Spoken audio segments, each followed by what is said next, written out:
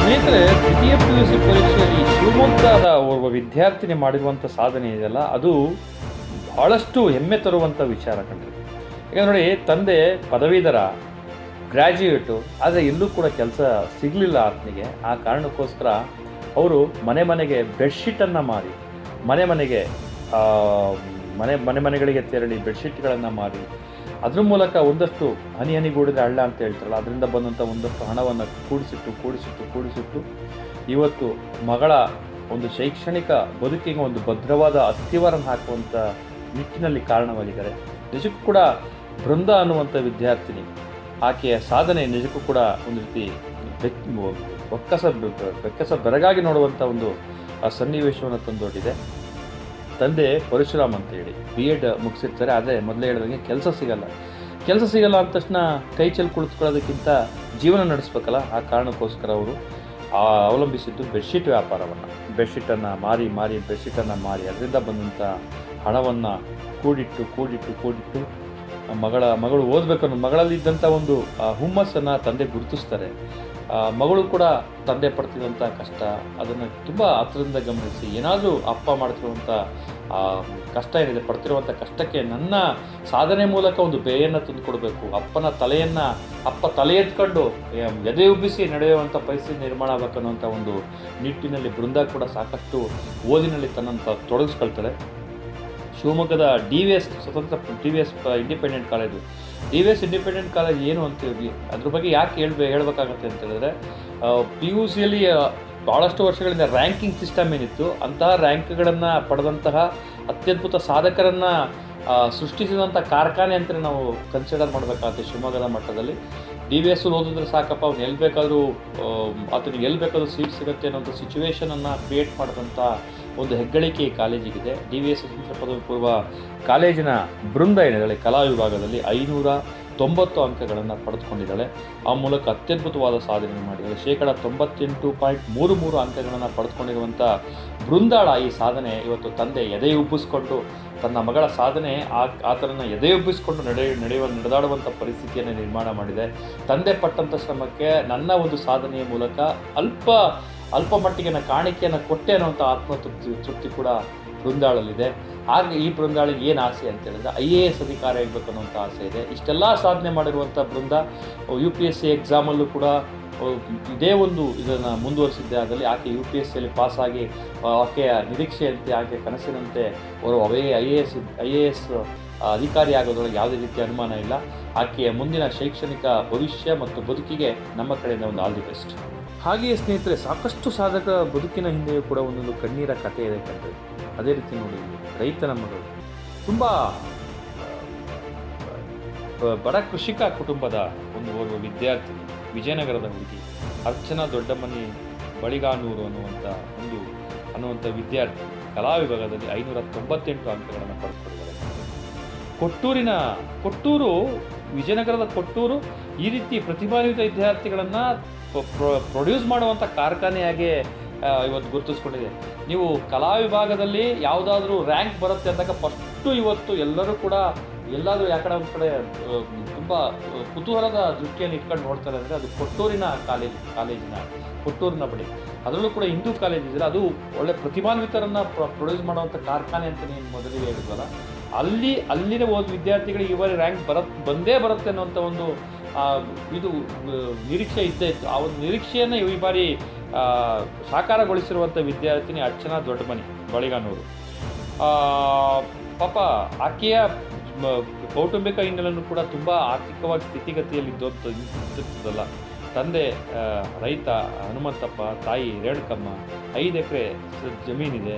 ಆ ಜಮೀನಲ್ಲಿ ತಂದೆ ತಾಯಿನೇ ಹೋಗಿ ಉಳುವಂಥ ಒಂದು ಸನ್ನಿವೇಶ ಇತ್ತು.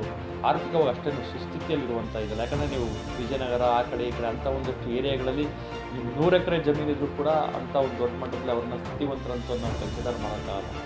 ಅದೇ ರೀತಿ 5 ಎಕರೆ ಜಮೀನನ್ನು ಇಟ್ಕೊಂಡೇ ಒಂದು ಪುಟ್ಟ ಸಂಸಾರವನ್ನು ನಡೆಸ್ತಾ ಇದ್ದಂತಹ ತಂದೆ, ಕುಟುಂಬದ ಯಜಮಾನ ರೈತ ಹನುಮಂತಪ್ಪ, ಆಕೆಗೆ ಅವರಿಬ್ಬರಿಗೆ ಇರುವಂಥ ಮಗಳು ಅರ್ಚನಾ ಓದಿನಲ್ಲಿ ತುಂಬ ಚೆಂದಾಗಿ ಓದಬೇಕು ಅನ್ನುವಂಥದ್ದು. ಯಾಕಂದರೆ ಅವಳ ಒಂದು ಆಸಕ್ತಿಯನ್ನು, ಕುತೂಹಲವನ್ನು ಮತ್ತು ಅದರಿಂದ ಆಕೆ ಏನು ಔಟ್ಪುಟ್ ಬರ್ತಾ ಇತ್ತು ಅದನ್ನು ತುಂಬ ಹತ್ತಿರದಿಂದ ಗಮನಿಸಿದಂಥ ತಂದೆ ತಾಯಿಗಳಿಗೆ ನಾವು ಎಷ್ಟೇ ಕಷ್ಟಪಟ್ಟರೂ ಪರವಾಗಿಲ್ಲ, ನನ್ನ ಮಗಳು ಎಲ್ಲೋ ಒಂದು ಕಡೆ ಓದಿ ಅವಳು ಬದುಕಿನಲ್ಲಿ ಏನೋ ಒಂದು ತನ್ನ ಕಾಲ ಮೇಲೆ ಅವಳು ನಿಲ್ಲಬೇಕು, ಮಗಳ ಸಾಧನೆಯನ್ನು ನೋಡಿ ನಾವು ಎದೆಯೊಪ್ಪಿಸಿ ನಡಿಬೇಕು, ನನ್ನ ಮಗಳು ಈ ರೀತಿ ಸಾಧನೆ ಮಾಡಿದ್ದಾಳೆ. ಯಾಕಂದರೆ 100 ಜನ 100 ಮಾತಾಡ್ತಿರ್ತಾರೆ, ಅವರೆಲ್ಲರ ಬಾಯಿ ಮುಚ್ಚಿಸ್ಬೇಕು ಅನ್ನೋ ನಿಟ್ಟಿನಲ್ಲಿ ಮಗಳಿಗೆ ತಮ್ಮ ಎಷ್ಟೇ ಕಷ್ಟಗಳಿಗೂ ಕೂಡ ಅದು ಒಂದು ಸಣ್ಣ ಅರಿವು ಬರಬಾರ್ದು, ಆಕೆಗೆ ಅದನ್ನು ತಟ್ಟಬಾರ್ದು ಅನ್ನೋಂಥ ಹಿನ್ನೆಲೆಯಲ್ಲಿ ತುಂಬ ಕಷ್ಟಪಟ್ಟು ತಾವು ದುಡಿದಿದ್ದನ್ನೆಲ್ಲ ಮಗಳ ಎಜುಕೇಷನ್ಗೆ ಇನ್ವೆಸ್ಟ್ ಮಾಡ್ತಿದ್ದಂತಹ ಆ ಕುಟುಂಬ ಏನಿದೆ, ಆ ಕುಟುಂಬದ ಇನ್ವೆಸ್ಟ್ಮೆಂಟ್ ಇವತ್ತು ಕೈ ಯಾವುದೇ ಕಾರಣಕ್ಕೂ ಕೂಡ ಕೈ ಕೊಟ್ಟಿಲ್ಲ, ಅವರ ಕೈ ಹಿಡಿದಿದೆ.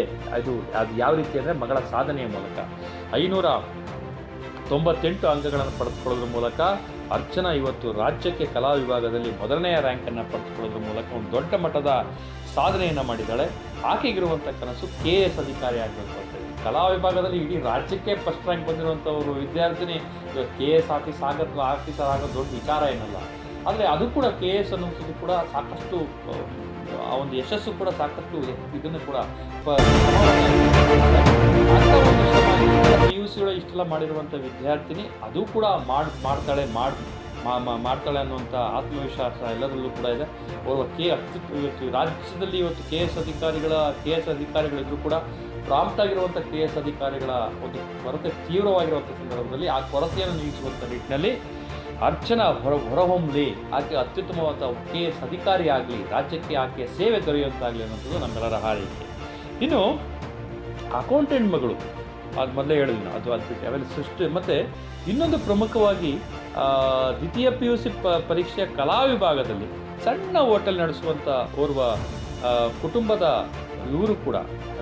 ಕುಡಿ ಕೂಡ ಇವತ್ತು 598 ಅಂಕಗಳನ್ನು ಪಡೆದುಕೊಳ್ಳೋದ್ರ ಮೂಲಕ ಒಂದು ಅತ್ಯುತ್ತಮವಾದ ಸಾಧನೆಯನ್ನು ಮಾಡಿದ್ದಾಳೆ.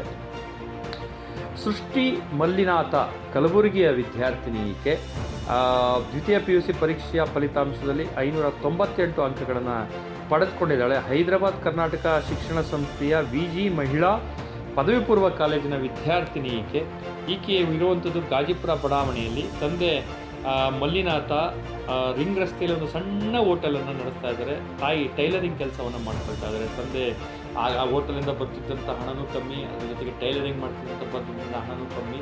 ಆದರೆ ಮಗಳು ಓದ್ತಿದ್ದಂಥ ರೇಂಜ್ ನೋಡಿದಾಗ ನನ್ನ ಮಗಳಿಗೆ ಯಾವುದೇ ರೀತಿ ಕೂಡ ಕೊರತೆ ಆಗಬಾರ್ದು ಅನ್ನುವಂಥ ನಿಟ್ಟಿನಲ್ಲಿ ತಾವು ಗಳಿಸಿದಂಥ ಹಣವನ್ನು ಹಣದಲ್ಲಿ ಒಂದಷ್ಟು ಪ್ರಮಾಣವನ್ನು ಮಗಳ ಎಜುಕೇಷನ್ಗೆ ಇನ್ವೆಸ್ಟ್ ಮಾಡ್ತಾಯಿದ್ರು.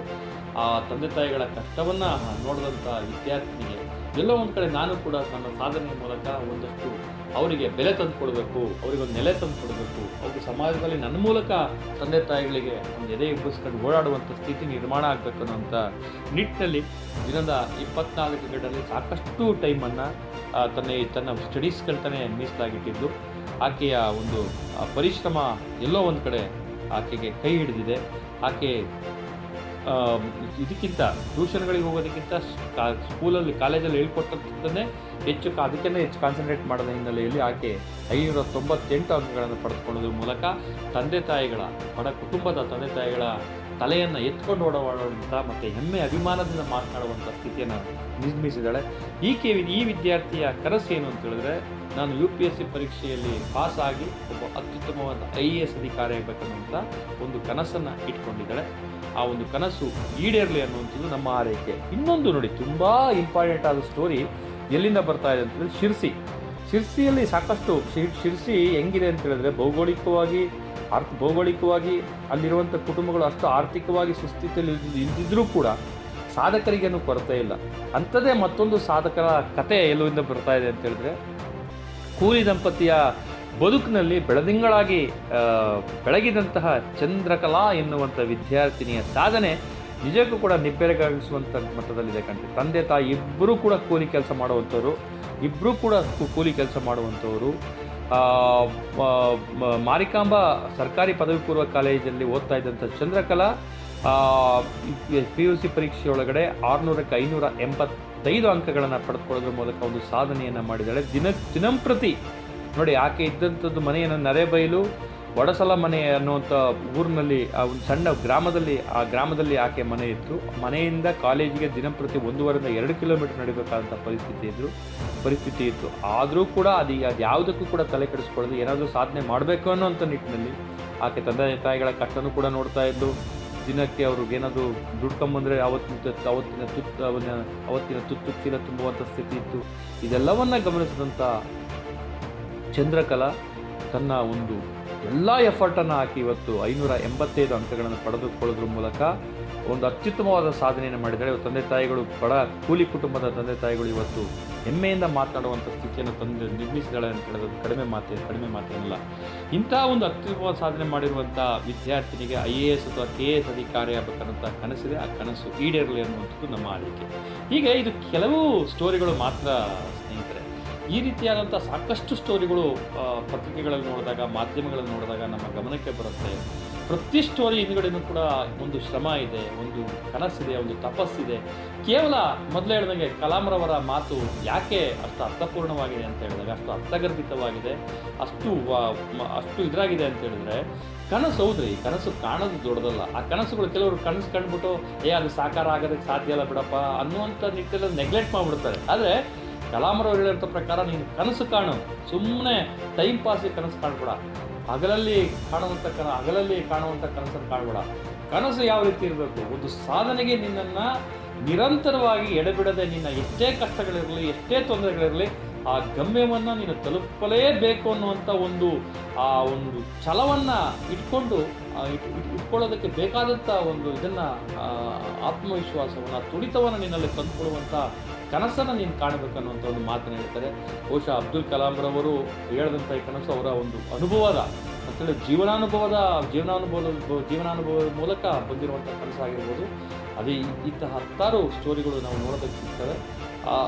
ಎಲ್ಲ ಸ್ಟೋರಿಗಳನ್ನು ಹೇಳೋದಕ್ಕೆ ಸಾಧ್ಯ ಇಲ್ಲ. ಆದರೆ ಹತ್ತಾರು ಸ್ಟೋರಿಗಳು ಇದೇ ಸಾಧನೆಯ ನಿರೀಕ್ಷೆಯಲ್ಲಿರುವಂಥ ಮತ್ತಷ್ಟು ವಿದ್ಯಾರ್ಥಿಗಳಿಗೆ ಪ್ರೇರಣೆದಾಯಕವಾಗಲಿ ಅನ್ನುವಂಥ ಒಂದೇ ಒಂದು ಕಾರಣದಿಂದ ಇಂಥ ಒಂದು ಸ್ಟೋರಿಗಳನ್ನು ಹೇಳುವಂಥ ಪ್ರಯತ್ನವನ್ನು ನಾನು ನಿಮಗೆ ಮಾಡಿದ್ದೀನಿ. ಧನ್ಯವಾದ.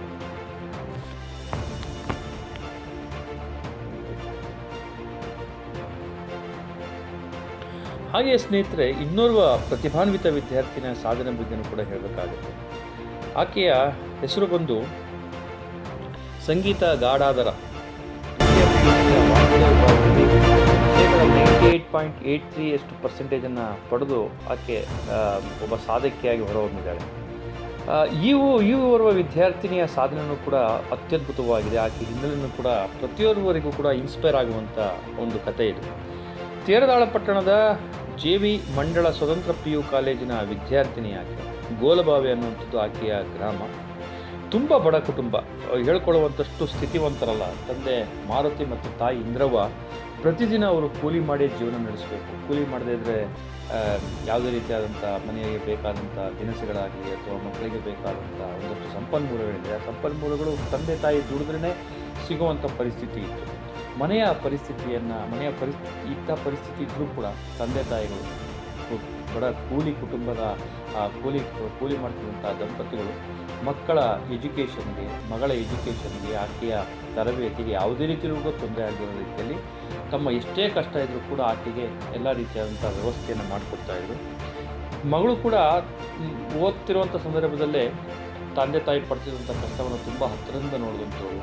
ಆ ತಂದೆ ತಾಯಿ ಪಡ್ತಿದ್ದಂಥ ಕಷ್ಟ ಆಕೆಯಲ್ಲಿ ಏನಾದರೂ ಸಾಧಿಸಬೇಕು ಅನ್ನೋಂಥ ಒಂದು ಹುಮ್ಮಸ್ಸು ಮತ್ತು ಛಲ, ಆತ್ಮವಿಶ್ವಾಸ ಎರಡನ್ನೂ ಕೂಡ ನೀಡ್ತಾ ಇತ್ತು. ತಂದೆ ತಾಯಿ ಕಷ್ಟ ಎಷ್ಟೇ ನೋವಿದ್ರೂ ಕೂಡ, ಎಷ್ಟೇ ಕಷ್ಟ ಇದ್ರೂ ಕೂಡ ಯಾವತ್ತೂ ತಂದೆ ತಾಯಿಗಳು ಆ ಬಡ ದಂಪತಿ ತನ್ನ ಮಗಳ ಓದಿಗೆ ಯಾವುದೇ ರೀತಿಯಲ್ಲೂ ಕೂಡ ತೊಂದರೆ ಮಾಡಿರಲಿಲ್ಲ. ಅದನ್ನು ಕೂಡ ಆಕೆ ಮನಸ್ಸಲ್ಲಿ ಇಟ್ಕೊಂಡು ಅದನ್ನೇ ಒಂದು ಗುರಿಯನ್ನು ಸಾಧಿಸೋದಕ್ಕೆ, ಒಂದು ಸಾಧನೆಯನ್ನು ಮಾಡುವಂಥ ನಿಟ್ಟಿನಲ್ಲಿ ಆಕೆ ಮನಸ್ಸು ಕೂಡ ತುಡಿತಾ ಇತ್ತು.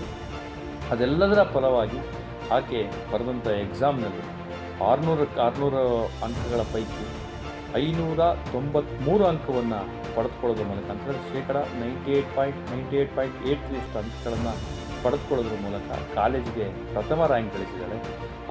ಇದು ನಿಜಕ್ಕೂ ಕೂಡ ಬಡ ಕೂಲಿ ದಂಪತಿಗೆ ತಡೆಯಲಾರದ ಒಂದಷ್ಟು ಆನಂದವನ್ನು ತಂದುಕೊಟ್ಟಿದೆ. ಅದರ ಜೊತೆಗೆ ಇಡೀ ತೇರದಾಳ ಗ್ರಾಮದಲ್ಲಿ ಒಂದು ರೀತಿ ಸಂಭ್ರಮದ ಒಂದು ವಾತಾವರಣ, ನಮ್ಮ ಇಡೀ ಒಬ್ಬ ಹಳ್ಳಿಯ ವಿದ್ಯಾರ್ಥಿನಿ, ಹಳ್ಳಿಯ ಮಗಳು ಈ ರೀತಿಯಾದಂಥ ಸಾಧನೆ ಮಾಡೋದ್ರ ಬಗ್ಗೆ ಇಡೀ ಹಳ್ಳಿ ಒಂದು ರೀತಿ ಹೆಮ್ಮೆ ಅಭಿಮಾನದಿಂದ ಮಾತನಾಡುವಂಥ ಒಂದು ಸನ್ನಿವೇಶ ಸೃಷ್ಟಿಯಾಗಿದೆ. ತೇರದಾಳ ಗ್ರಾಮ ಅನ್ನೋದು ತುಂಬ ಹಿಂದುಳಿದಂಥ ಗ್ರಾಮ.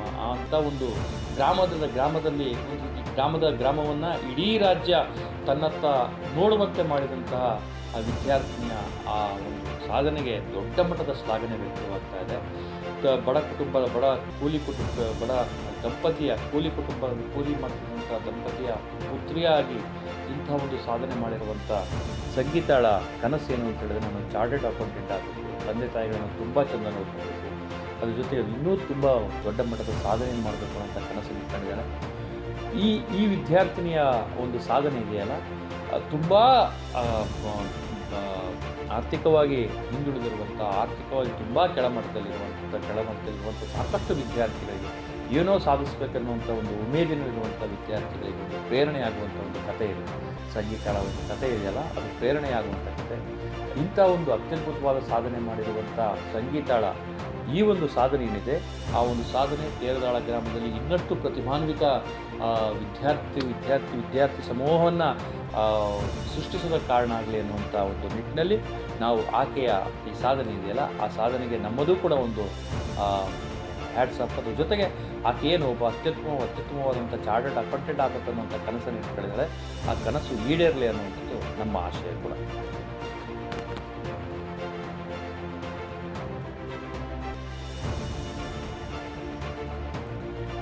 ಸ್ನೇಹಿತರೆ ನಮಸ್ಕಾರ. ನಿನ್ನೆ ದ್ವಿತೀಯ PUC ಫಲಿತಾಂಶ ಹೊರಗಡೆ ಬಿದ್ದಿದೆ.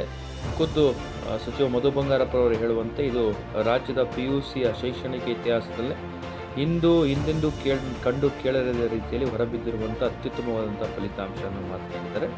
ಆ ಮೂಲಕ ಈ ಸಾಧನೆಗೆ ತಮ್ಮ ಬೆನ್ನನ್ನು ತಾವೇ ತಟ್ಕೊಳ್ಳುವಂಥ ಪ್ರಯತ್ನವನ್ನು ಮಾಡಿದರೆ ಬಹುಶಃ ಅವರ ಒಂದು ಕಾಂಟ್ರಿಬ್ಯೂಷನ್ ಇದ್ದೇ ಇದೆ. ಆ ಕಾರಣಕ್ಕೋಸ್ಕರ ಅವರನ್ನು ನಾವು ಅಭಿನಂದಿಸಲೇಬೇಕಾಗುತ್ತೆ. ಎಟ್ ದಿ ಸೇಮ್ ಟೈಮ್ ಒಂದು ಮಾತು ನಮಗೆ ತುಂಬ ನೆನಪಾಗುವಂಥದ್ದು ಏನಂತ ಸ್ನೇಹಿತರೆ, APJ ಅಬ್ದುಲ್ ಕಲಾಂ ಅವರು ಒಂದು ಕಡೆ ಮಾತನಾಡಿದೆ. ಯಾಕಂದರೆ ಕೆಲವು ವಿದ್ಯಾರ್ಥಿಗಳ ಸಾಧನೆಯ ಹಿನ್ನೆಲೆಯಲ್ಲಿ ಈ ಮಾತನ್ನು ನಾವು ಉಲ್ಲೇಖಿಸಬೇಕಾಗ್ತದೆ. ಕನಸುಗಳು ಅಂತೇಳಿ ಸಾಧನೆಗೆ ಪೂರಕವಾಗಿರುವಂಥ, ಸಾಧನೆಯ ಸಾಕಾರಕ್ಕೆ ಅದು ಪುಷ್ಟಿ ಕೊಡುವಂಥ ರೀತಿಯ ಕನಸುಗಳೇನಿದ್ದಾವೆ, ಆ ಕನಸುಗಳು ಯಾವ ರೀತಿ ಇರಬೇಕು ಅಂತೇಳಿ, ಅದು ವ್ಯಕ್ತಿಯನ್ನು ಮಲಗಿಸೋದಕ್ಕೂ ಕೂಡ, ವಿಶ್ರಾಂತ ಸ್ಥಿತಿಯಲ್ಲಿ ಇರೋದಕ್ಕೂ ಕೂಡ ಬಿಡದ ರೀತಿಯಲ್ಲಿ ಅದನ್ನು ಸಾಧನೆಗೆ ತುಡಿಯುವಂಥ ಮಟ್ಟದಲ್ಲಿರುವಂಥ ಕನಸುಗಳನ್ನು ಕಾಣಬೇಕಾಗತ್ತೆ ವಿದ್ಯಾರ್ಥಿಗಳು ಅಂತ ಮಾತಾಡಿದ್ದು. ಕೇವಲ ವಿದ್ಯಾರ್ಥಿಗಳಲ್ಲ, ಪ್ರತಿಯೊಂದು ಸಾಧನೆಯ ಒಂದು ನಿರ್ಧಾರವನ್ನು ಮಾಡಿಕೊಂಡಂಥ, ಕನಸನ್ನು ಇಟ್ಕೊಂಡಿರುವಂಥ ಪ್ರತಿಯೊಬ್ಬ ಆಕಾಂಕ್ಷಿಗೂ ಕೂಡ ಅದೇ ರೀತಿಯಾದಂಥ ಕನಸುಗಳು ಕಾಣಬೇಕು, ಆ ರೀತಿಯಾದಂಥ ಕನಸುಗಳಿರಬೇಕಾಗತ್ತೆ ಅಂತ ಮಾತನ್ನು APJ ಅಬ್ದುಲ್ ಕಲಾಂ ಅವರು ಹೇಳಿದರು. ನಿನ್ನೆ ಹೊರಬಿದ್ದಿರುವಂಥ ಫಲಿತಾಂಶವನ್ನು ಗಮನಿಸಿದಾಗ ಒಂದಷ್ಟು ವಿದ್ಯಾರ್ಥಿಗಳ ಸಾಧನೆ ನಿಬ್ಬೆರಗಾಗಿಸುವಂಥ ರೀತಿಯಲ್ಲಿದೆ. ಅದು ಇತರ ವಿದ್ಯಾರ್ಥಿಗಳು ಕೂಡ ಪ್ರೇರಣಾದಾಯಕವಾದಂಥದ್ದು ಅಂತ ಹೇಳಿದ್ರು ಕೂಡ ತಪ್ಪಾಗಲಿಲ್ಲ. ಅಂಥ ಕೆಲವೇ ವಿದ್ಯಾರ್ಥಿಗಳ ಬಗ್ಗೆ ನಾವು ಮಾತನಾಡೋದಾದರೆ, ಓರ್ವ ವಿದ್ಯಾರ್ಥಿನಿ ದಿಶಾ ಎನ್ನುವಂಥ ಆಳ್ವಾಸ್ ಕಾಲೇಜಿನ ಮೂಡಬಿದಿರೆ, ಶಿಕ್ಷಣ ಕಾಶಿ ಅಂತಲೇ ಕಲಿಸ್ಕೊಳ್ಳುವಂತಹ ಮೂಡಬಿದಿರೆಯ ಆಳ್ವಾಸ್ ಕಾಲೇಜಿನಿದೆ. ಆ ಕಾಲೇಜಿನ ವಾಣಿಜ್ಯ ವಿಭಾಗದ ವಿದ್ಯಾರ್ಥಿನಿ ದಿಶಾ 600ಕ್ಕೆ 600 ಅಂಕಗಳನ್ನು ತೆಗೆದಿದ್ದಾರೆ. ಈ ಸಾಧನೆ ಇದು ನಿಜಕ್ಕೊಂದು ಅತ್ಯದ್ಭುತವಾದ ಸಾಧನೆ ಅನ್ನುವಂಥದ್ದು ಎರಡು ಮಾತಿಲ್ಲ. ಅಟ್ ದಿ ಸೇಮ್ ಟೈಮ್ ಈ ಸಾಧನೆಯ ಹಿಂದೆ ಆ ವಿದ್ಯಾರ್ಥಿನಿ ಪಟ್ಟಿರುವಂಥ ನೋವಿದೆಯಲ್ಲ, ಯಾಕಂದರೆ ನಿನ್ನೆ ಸಾಕಷ್ಟು ಚಾನಲ್ಗಳಲ್ಲಿ ಆ ವಿದ್ಯಾರ್ಥಿನಿಯ ಸಂದರ್ಶನ ಬರುವಂಥ ಸಂದರ್ಭದಲ್ಲಿ ನೋಡಿದಾಗ ನಿಜಕ್ಕೂ ಕೂಡ ಭಾಳ ಹೆಮ್ಮೆ ತರಿಸುವಂಥ ಸಾಧನೆ ಆ ವಿದ್ಯಾರ್ಥಿ. ಯಾಕೆಂತ ಹೇಳಿದ್ರೆ, ಮೂಡಬಿದಿರೆಯ ಮತ್ತಿಕಟ್ಟೆ ನಿವಾಸಿ ದಿನೇಶ್ ಮತ್ತು ಸವಿತಾ ದಂಪತಿಯ ಪುತ್ರಿ ಆಕೆ. ಮಧ್ಯಮ ವರ್ಗದ ಕುಟುಂಬ, ತುಂಬ ವೆಲ್ ಸೆಟಲ್ಡ್ ಆಗಿರುವಂಥ ಕುಟುಂಬ ಏನಲ್ಲ. ಆಕೆ SSLCಯಲ್ಲಿ 94 ಅಂಕಗಳನ್ನು ಗಳಿಸಿರ್ತಾಳೆ. ಆ ನಂತರದಲ್ಲಿ ಆಳ್ವಾಸ್ನಲ್ಲಿ ಆಕೆ ಪಡೆದಂತಹ ಅಂಕಗಳ ಆಧಾರದ ಮೇಲೆ ಆಕೆಗೆ ಒಂದು ಶುಲ್ಕ ವಿನಾಯಿತಿ ಅಂತೇಳಿ ಫೀಸ್ ಕನ್ಸೆಷನ್ನು ಕೂಡ ಸಿಗುತ್ತೆ. ಇದ್ರ ಮೇಲೆ ಆಕೆ ಪ್ರವೇಶವನ್ನು ಕೂಡ ಪಡ್ಕೊಂಡಿರ್ತಾರೆ. ನಂಬಿದ್ರೆ ಒಂದು ರೀತಿ ಆಶ್ಚರ್ಯಬಹುದು, CA ಫೌಂಡೇಶನ್ ಕೋರ್ಸ್ಗೂ ಕೂಡ ಆ ವಿದ್ಯಾರ್ಥಿನಿ ಬಳಿ ಫೀಸ್ ಕಟ್ಟಕ್ಕೂ ದುಡ್ಡಿರಲಿಲ್ಲ. ಆಗ ಅಂಥ ಸಂದರ್ಭದಲ್ಲಿ ಡೀನ್ ಪ್ರಶಾಂತ್ ಅನ್ನೋರು ಆ ಮೊತ್ತವನ್ನು ತಾವೇ ಭರಿಸಿ ಆ ವಿದ್ಯಾರ್ಥಿನಿಯ ಮನಸ್ಸಿನಲ್ಲಿ ಒಂದು ಧೈರ್ಯ ತುಂಬುವಂಥ ಕೆಲಸವನ್ನು ಮಾಡ್ತಾರೆ.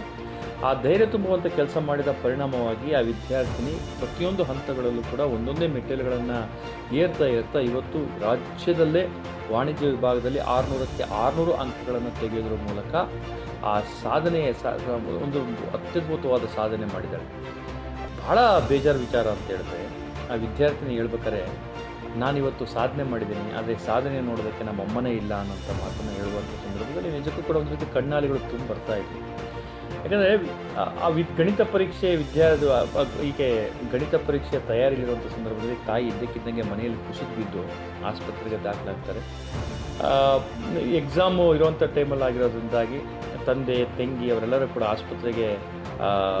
ಆಸ್ಪತ್ರೆಗೆ ಹೋಗಿ ತಾಯಿ ಆರೈಕೆಯಲ್ಲಿರ್ತಾರೆ. ಈಕೆ ಪಾಪ ಒಂದು ರೀತಿ ಗೊಂದಲದ ಪರಿಸ್ಥಿತಿ, ಒಂದು ಕಡೆ ನೋವು, ಹೆತ್ತ ತಾಯಿ ಈ ರೀತಿ ಆಸ್ಪತ್ರೆಯಲ್ಲಿ ಚಿಕಿತ್ಸೆ ಪಡಿತಾ ಇದ್ದಾಳೆ, ಇನ್ನೊಂದು ಕಡೆ ಸಾಧನೆ ಮಾಡಬೇಕು ಅನ್ನುವಂಥ ಒಂದು ಗುರಿ, ಇವೆಲ್ಲ ತೊಳಲಾಟದಲ್ಲಿ ಇದ್ದಂಥ ಸಂದರ್ಭದಲ್ಲಿ ತಾಯಿ ಅಲ್ಲಿಂದನೇ ಆಕೆಗೆ ಅಭಯವನ್ನು ಕೊಡ್ತಾರೆ. ನೀನು ಸಾಧನೆ ಮಾಡಮ್ಮ, ನೀನು ಸಾಧನೆ ಹಿಂದ್ಗಡೆ ನಾನು ಇರ್ತೀನಿ ಅನ್ನೋಂಥ ಪ್ರೇರಣಾದಾಯಕ ಮಾತನಾಡ್ತಾರೆ.